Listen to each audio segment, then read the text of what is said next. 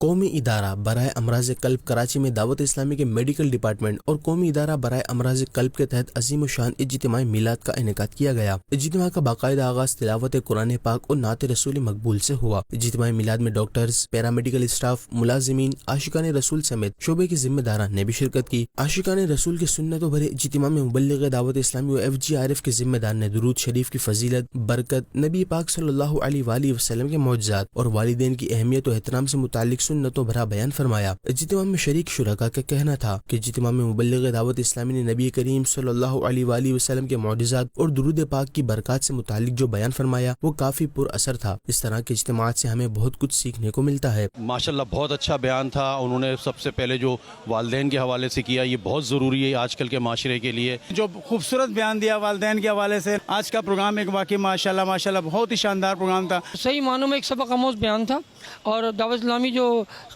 لے کے چل رہی ہے خدمت، اللہ تعالیٰ دعوت اسلامی کو دنیا آ چکے فرمائے۔ اجتماعی میلاد کے اختتام پر درود و سلام پڑھا گیا جبکہ دعا بھی کی گئی۔